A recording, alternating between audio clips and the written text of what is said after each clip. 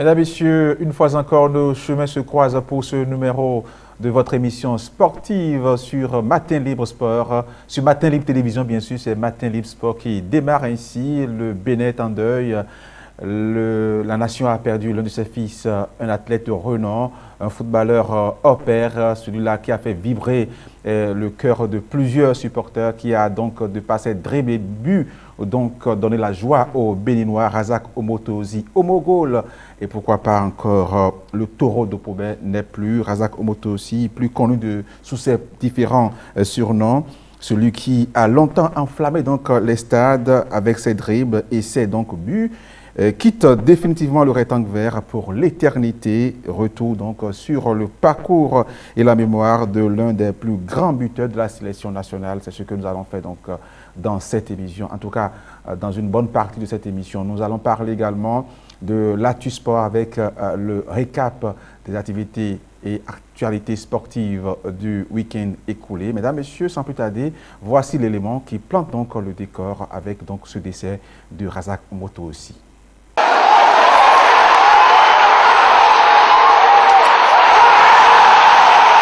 C'est un taureau qui ne rugira plus jamais sur les pelouses.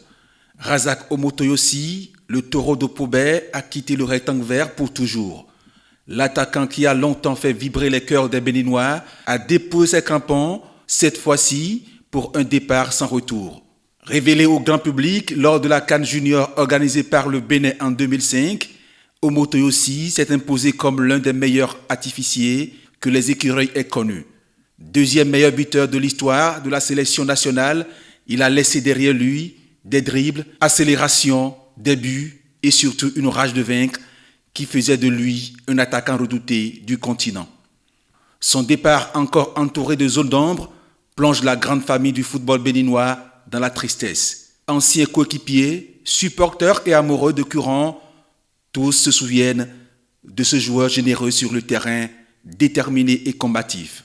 Michael Poté, Mohamed Aoudou et d'autres partenaires d'attaque ont salué sa mémoire, rappelant les instants partagés sous le maillot national.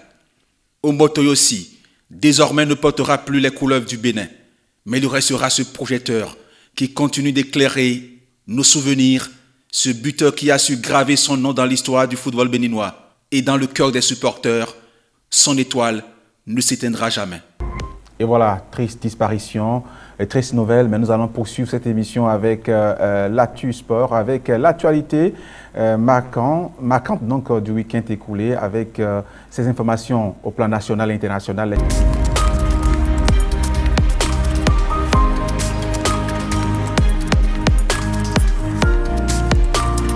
Le spectacle était au rendez-vous dans ce quart de finale des play-offs du championnat national de volleyball. Adidja Volleyball Club en blanc et noir croisait le fer avec les verts d'Alada Olympique. Dans les gradins, l'ambiance électrique traduisait déjà l'intensité de cette affiche.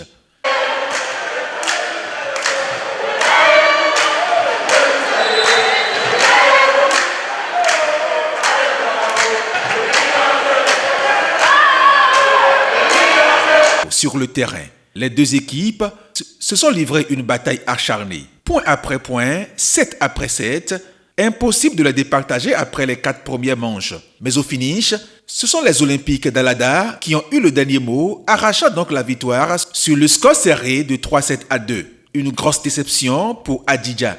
C'est vrai que Alada a gagné, mais c'est sur des détails. Ils ont vraiment pressé, on a essayé de répondre à leurs attaques, par les nôtres aussi. Mais je crois que là, on a un peu fléchi, c'est au niveau de la concentration de dernière minute. Et une fois encore, félicitations à l'équipe d'Alada. Là, maintenant, on est un peu déclassé. Normalement, ce match est qualificatif pour les demi-finales.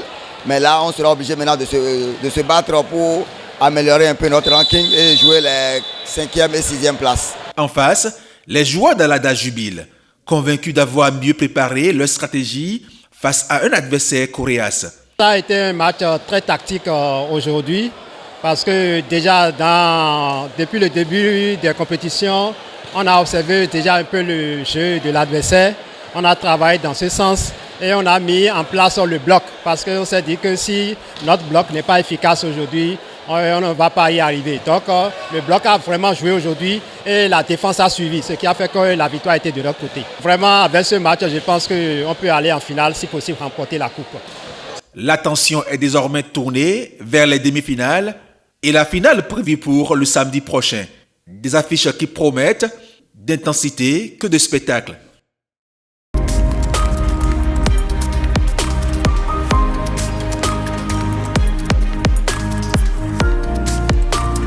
Je tiens à dire un grand merci et bien vive félicitations à tout le comité d'organisation, c'est-à-dire le comité de gestion de la Ligue professionnelle, à tous les clubs qui ont adhéré à ce principe-là, à cette formule de la compétition qui a fait que depuis le mois de janvier, pendant 6-7 mois, nous avons joué des matchs sur toute l'étendue du territoire national.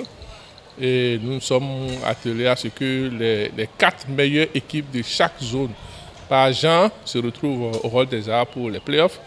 Juste avant ça, il y avait eu les playoffs du bas de tableau à Parakou. Et comme vous l'avez si bien dit, depuis lundi, les 8 meilleures équipes masculines et les 8 meilleures équipes féminines se retrouvent ici au Hall des Arts pour d'intenses activités sur le plan volleyball. 2 groupes de 4. Et aujourd'hui, je peux vous dire qu'il n'y a aucun match qui soit gagné d'avance. Pour ceux qui ont la chance d'être au Hall des Arts pour suivre les matchs, nous vivons d'intenses activités au niveau du volleyball.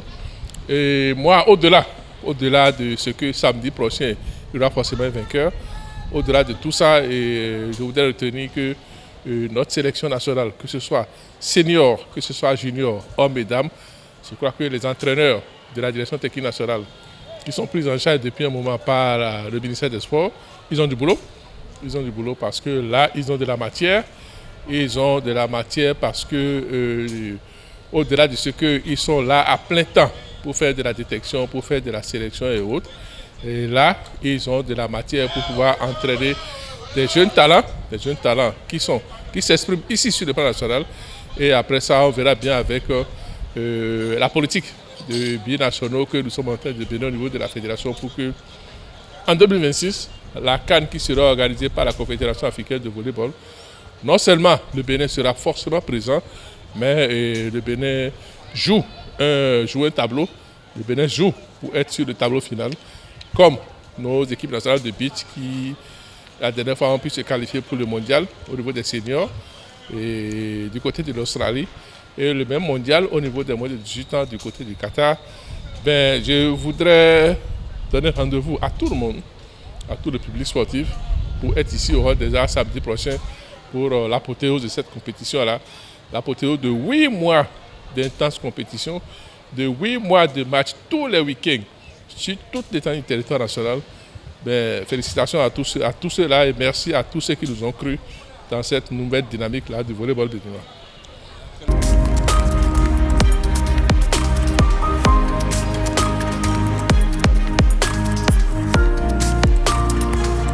Depuis 2 ans maintenant, nous avions eu la chance d'avoir chaque week-end au moins 2 matchs de notre championnat qui sont diffusés en direct sur les antennes de Canal+. Et vous devez constater que certains stades sont carrément absents par rapport à cette disposition. Tout simplement parce que ces stades ne remplissent pas les conditions ou les critères énumérés pour pouvoir produire et diffuser ces matchs en direct. Certains se plaignent, certains clubs et avec leurs supporters se plaignent de ne pas avoir la chance de recevoir cette équipe de production et de diffusion des matchs sur leur stade. Nous avons également, au niveau de la Ligue de football du Bénin, reçu dans plusieurs rapports, aussi bien des commissaires au match et des arbitres, des plaintes par rapport à la sécurité sur certains stades. Vous savez que la disposition qui consiste à avoir une grille autour de la pelouse qui permet de protéger les différents acteurs, aussi bien joueurs que arbitres. Cette disposition est contenue dans le règlement du championnat à son article 38, où il est imposé à chaque club d'avoir non seulement un stade qui est homologué par la commission qui s'en occupe au niveau de la Fédération béninoise de football, mais un stade qui dispose d'une grille de sécurité autour de la pelouse. Il y a également la question de la praticabilité, de l'état de la pelouse et des vestiaires. Cette disposition également est contenue dans le règlement du championnat et comme l'a rappelé tout à l'heure le secrétaire général, c'est depuis la saison passée. Et comme on le dit, qui veut voyager loin ménage sa monture. Nous sommes en train de vouloir passer à une autre étape également dans l'organisation de nos championnats. Nous voulons revenir à l'ancien format qui est Ligue 1 et Ligue 2. Et vous savez, pour cela, il va falloir également revenir sur certaines dispositions du règlement intérieur et les mettre véritablement en application. Vous le savez déjà ou vous ne le savez peut-être pas, mais je vous invite à aller lire les règlements de notre championnat en 16 articles 38 et 39. Je ne vais pas prendre trop de temps, sinon j'allais vous donner lecture de ce règlement, de ces articles-là dans ce point de presse. Mais je vous invite à les lire. Vous allez voir clairement que c'est bien défini là-dedans, que pour être retenu en tant que stade devant abriter les matchs de championnat professionnel, il y a des critères à remplir. Et au nombre de ces critères, il y a bel et bien la grille de sécurité, il y a l'état de la pelouse, des vestiaires, et il y a également les dispositions à prendre pour que l'unité de production des matchs ait la possibilité de pouvoir couvrir correctement les matchs et les diffuser.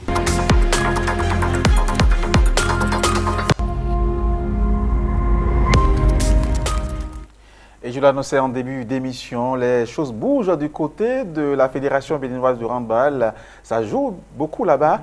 Et la phase intermédiaire de cette discipline donc vient de prendre fin il y a quelques jours. Et nous allons faire donc le point de cette phase intermédiaire et mettre donc des perspectives pour les playoffs qui vont démarrer bientôt. Et pour en parler, nous sommes avec un membre de la cellule de communication de la Fédération béninoise de handball, Gaël Khessou. Il est avec nous. Gaël, bienvenue dans cette émission et merci. Merci, Hospice et amis internautes de Matin Libre TV, bonjour. Voilà. La phase intermédiaire, c'était quoi d'abord cette phase-là? Est-ce qu'on peut mieux comprendre pourquoi cette phase intermédiaire de la Move League Pro 1? Phase intermédiaire, comme le nom l'indique, c'est la phase qui joue le rôle de médium entre la phase préliminaire et les playoffs. Le championnat national professionnel de handball se déroule en 3 phases. Il y a la phase préliminaire, la phase intermédiaire et enfin viennent les playoffs. Et cette saison, la Ligue professionnelle et la Fédération béninoise handball ont voulu apporter une plus-value avec l'accroissement que nous avions eu en termes de clubs professionnels, tant dans la version masculine que dans la version féminine. Oui. Et donc, nous avions eu droit à 2 étapes de la phase préliminaire. Il y a eu la phase préliminaire 1 qui a rassemblé les équipes là qui sont en griffe, qu'on peut appeler les novices, oui. Et les équipes qui n'ont pas pu participer aux playoffs la saison écoulée. Et au thème de cette phase préliminaire 1, nous avions eu au niveau des hommes, énergie et académiciens qui se sont qualifiés pour la phase intermédiaire qui s'est achevée il y a quelques jours. Et au niveau des dames, il y a Asso Volcan de Cotonou qui a pu tirer son épingle du jeu.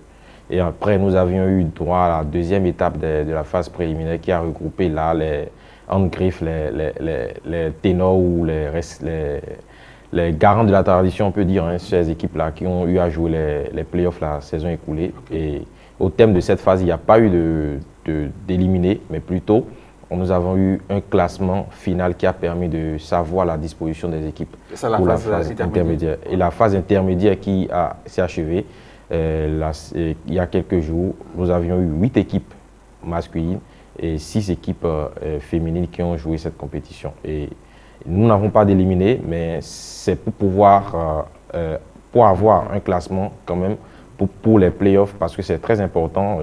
Si j'occupe la première place à la phase intermédiaire, je peux bénéficier d'un classement un peu favorable et affronter des équipes suivant l'ordre peut-être que j'aurais voulu. Mais lorsque je me retrouve à la 8e place, c'est que je me mets dans des dispositions pas trop bonnes pour les playoffs. Donc la phase intermédiaire, c'est la phase qui est entre la phase préliminaire et les playoffs. Ce n'est pas que la mise en jambe. Ce n'est pas que la mise en jambe. Et d'ailleurs, on ne pourra pas parler de mise en jambe même s'il n'y a pas d'éliminé. L'enjeu, c'était de bien se positionner pour bénéficier d'une bonne répartition lors des playoffs. Au niveau des dames, il n'y a pas de relégués? Au niveau des dames non plus, il n'y a pas d'équipe éliminée à ce stade de la compétition. Okay. Mais au playoff, l'enjeu serait de déterminer le champion de la saison, tant en hommes qu'en dames, mais également ces équipes-là qui seront obligées de jouer la Ligue Pro 2, parce que j'ai oublié d'insister sur le fait, la phase intermédiaire écoulée était la phase intermédiaire de la Ligue Pro 1. C'est-à-dire le premier niveau de professionnel au Bénin en matière de handball. Oui. Et la Ligue Pro 2, c'est ces équipes-là qui n'ont pas eu la chance de pouvoir se qualifier après la phase préliminaire 1, qui vont s'associer, qui vont continuer et qui vont jouer leur phase intermédiaire, leur play-off. Okay. Et l'enjeu de l'autre côté, c'est pouvoir trouver une équipe qui montera en Ligue Pro 1 la saison prochaine. Et de l'autre côté, la réciproque, c'est que l'équipe qui a terminé 7e, les équipes qui vont terminer 7e et 8e vont descendre en Ligue Pro 2. Donc voilà les enjeux que nous avions au niveau des playoffs à venir en Move Africa League. Et pour cette phase intermédiaire qui vient de s'achever, est-ce que vous avez vraiment senti que l'enjeu que vous venez de décrire était vraiment, c'est vraiment ressenti dans les différents matchs, au sein des différents clubs qui ont participé à cette phase-là? Totalement. Nous avions eu un gap, c'est-à-dire un accroissement du niveau de jeu comparativement à la phase déjà écoulée, la première phase, la phase préliminaire, et déjà même par rapport à la saison écoulée. Oui. Nous avions eu droit à des rencontres, des rencontres qui ont vraiment accouché de très belles satisfactions. Oui. J'en veux pour preuve les 2 matchs au niveau des hommes entre Aspac et Flores en demi-finale, et le match de la finale qui a permis de déterminer le premier au niveau des hommes au thème de la phase intermédiaire entre Flores et Adidja, où le but salvateur a été marqué par John Chagari, un joueur de Flores, à 2 secondes de la fin du match. Ça vous prédit donc que c'était vraiment tiré des deux côtés. Le score final, c'était 25-26 pour Flores, qui termine premier au thème de cette phase intermédiaire chez les hommes. Et au niveau des dames également, nous avions vu Volcan. C'est vrai, Volcan a terminé 5e, mais Volcan a eu le privilège quand même de battre Flambeau, qui est Andre Griffin, ancien de l'élite. Au niveau des dames, Flambeau a terminé 6e, au niveau des dames, Volcan 5e. La première place, c'est Flores qui a fait un sans faute 5 sur 5 lors de cette phase intermédiaire. Ensuite, nous avions eu Adidja qui a tiré en fait son épingle du jeu, qui a ravi la tête à Aspa, qui a fini 3e, Adidja 2e, 4e Modèle et 5e Volcan, 6e Flambeau. Donc voici le classement au niveau des dames. Au niveau des hommes, nous avons Fleurs en première position, ensuite vient Adidja, ensuite Aspac, et la belle surprise pour moi, c'est Académicien d'Adjara qui faisait ses premiers pas dans l'élite. Mais c'est comme ils ont osé regarder dans les yeux de ces anciens-là, avec 2 belles victoires contre Buff et contre Asec de Djougou, deux anciens de l'élite.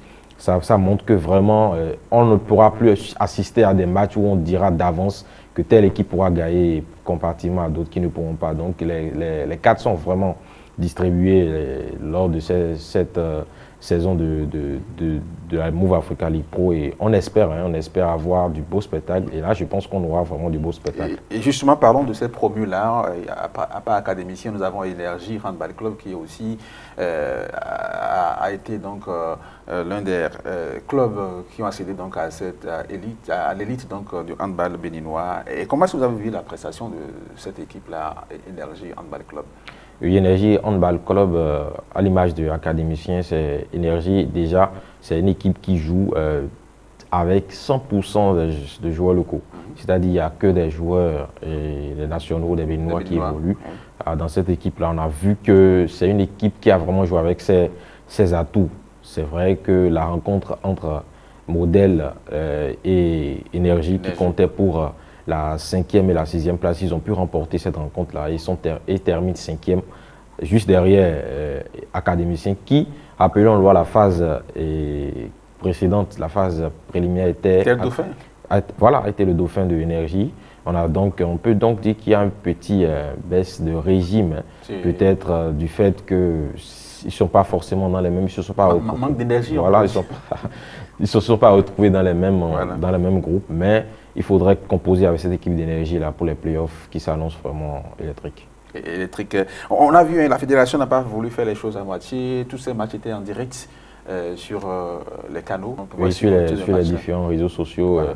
Depuis quelques années déjà, vous savez, avec les nouvelles technologies de l'information et de la communication, il faudrait rapprocher le sport vraiment vers ces pratiquants ou ces férus. Et comme on le fait depuis quelques années, grâce bien sûr au leadership du président de la fédération et son équipe, M. Sidi Karimou et son équipe, et ces rencontres sont diffusées en direct et en intégralité. Surtout cette année, nous aurons toutes les phases de tant en Ligue Pro 1 qu'en Ligue Pro 2, nous serons diffusés sur les canaux digitaux de la fédération. Sur YouTube également, ces rencontres sont en direct sur YouTube et simultanément sur Facebook également. Donc c'est pour dire que nous allons rester dans cette dynamique-là pour toujours apporter une plus-value à cette discipline qui mérite vraiment d'être valorisée. On a vu aussi le public qui a effectué le déplacement. On a vu de l'effet au niveau de Hall des Arts, ça a pris vraiment, on a vu vraiment des férus de handball, en tout cas se prendre du plaisir. Oui, c'est mention spéciale, mention spéciale à tous ces personnes-là qui prennent le temps de venir suivre des rencontres. Et vraiment, lorsqu'on a suivi le match Flowers à Adidja, on a vu vraiment une opposition entre deux fan clubs. Il y a le fan club de Flowers et le fan club d'Adidja. C'était pareil également lors de la rencontre Flowers-Aspac. Et ces deux rencontres où, lorsque vous venez suivre ces rencontres, vous voyez vraiment qu'il y a de la chaleur, qu'il y a la ferveur. Et l'objectif pour les playoffs, et déjà, c'est un défi déjà qu'on pourra se lancer. C'est remplir le rôle des arts pour, disons, même la finale des playoffs. Ce serait peut-être compliqué, mais pas impossible. Donc, c'est vraiment déjà inviter ces férus-là qui se déplacent chaque fois, passer carrément toute leur journée au hall des arts pour suivre ces différentes rencontres-là, à maintenir le cap et on leur donne rendez-vous dans quelques semaines pour l'épilogue de la Ligue Pro 1. Et les playoffs, puisqu'on en parle, déjà une date est connue ou bien... Dans le calendrier de la saison, c'est du 14 au 21 septembre prochain qu'on aura les playoffs de la Ligue Pro 1. Et déjà, peut-être je mets la charrue devant les bœufs. Il y a les phases finales des championnats des catégories d'âge qui vont s'enchaîner. Et déjà, ça a déjà commencé. Hier, déjà, avec la première journée du championnat des juniors qui est à Nati. Et après cette semaine-là, on aura les cadets qui vont jouer à Bombay. Pourquoi le choix de Nati? Oui, les catégories d'âge, c'est une compétition. La vitrine, c'est une compétition que la fédération a décidé quand même de délocaliser. Pour éviter quand même le monopole, toutes les activités à Cotonou, c'est permettre quand même à toutes ces communes-là de pouvoir goûter à la chose. Nous avions déjà eu à organiser au niveau des catégories d'âge à Porto Novo. Il y a eu également à Paracou qui justement pourrait abriter également la phase intermédiaire de la Ligue Pro 2. Okay.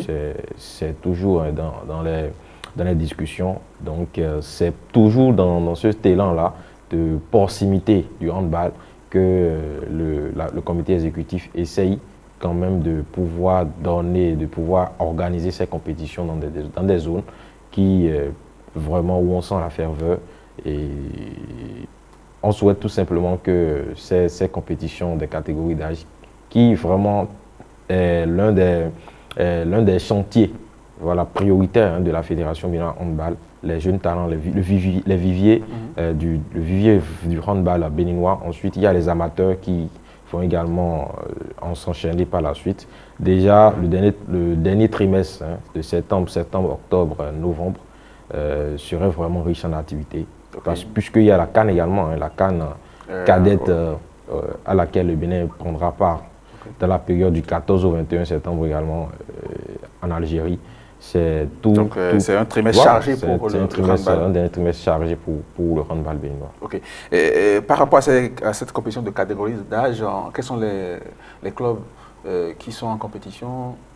Nous avions 6 clubs représentés dans chaque catégorie. Au niveau des juniors, on parle de jeunes garçons, on parle de jeunes filles. Les jeunes garçons sont les U21 et nous avions 6 équipes à ce niveau-là. Les 6 équipes proviennent respectivement des ligues régionales parce qu'au niveau de la Fédération handball, nous avons 6 ligues régionales. La Ligue Sud qui gère l'Atlantique littoral, la Ligue Sud-Est Ouémé Plateau, la Ligue Nord-Est qui s'occupe du Borgou et de la Liborie, et la Ligue Nord-Ouest Atakoa Donga, la Ligue du Centre Zoukoline et la Ligue Sud-Ouest qui s'occupe du Mono et du Koufo. Donc chaque ligue a pu jouer ses phases départementales, nous avions les phases zonales et nous avions 6 équipes. Si je prends la catégorie des U21, c'est-à-dire les garçons, nous avions une nouvelle équipe là qui a été nouvellement créée, qui a reçu son affiliation il n'y a pas longtemps. C'est Okuta de Glazoué qui a pu se qualifier au terme de la phase zonale. Et nous avions Azo Model qui s'est également qualifié à ce niveau-là. Nous avions Aigle qui est une équipe professionnelle qui a quand même une session des catégories d'âge, également une session amateur qui s'est aussi qualifiée. Nous avions Azo Barbab également qui s'est qualifié. En tout cas, la compétition se déroule actuellement et voilà les équipes qu'on aura, on aura 12 équipes. 12 équipes. Le format est linéaire, c'est-à-dire qu'au bout des 5 journées, c'est le premier club qui aurait réussi à totaliser le plus grand nombre de points qui est d'office champion de cette compétition-là. Voilà, donc jeunes garçons, 6 équipes, jeunes filles, 6 équipes. Voilà, donc merci beaucoup pour ces informations que vous nous donnez par rapport donc, au handball béninois. Autre actualité, rapidement, on peut en parler. C'est lancé bientôt pour un nouveau comité. Oui, l'actualité, c'est que il y a le renouvellement du bureau exécutif de la Fédération Bilan Handball. L'appel à candidature est déjà ouvert et ces dépôts de dossiers pour les candidatures seront clôturés le 9 septembre prochain. Oui. Après, il y aura l'AG élective à Ouida le 29 septembre prochain. Et alors, à date, c'est l'heure des bilans. C'est l'heure des bilans. Il faut déjà faire les bilans et voir ce qui a marché, ce qui n'a pas marché. Je pense que l'équipe en place, dirigée de main de maître par le président Sidi Poukarimou, fait son bilan et se projette dans les perspectives déjà pour la... Et vous, comment trouvez-vous ce bilan-là sans être trop péremptoire? Sans être trop péremptoire, sans se jeter des fleurs, je pense quand même il y a des motifs de satisfaction à plusieurs niveaux. Déjà au niveau si je prends juste l'exemple de la formation des cas techniques, le Bénin a quand même eu à organiser sous le mandat du président Sigidou Poukarimou et son équipe au moins 3 formations licence D.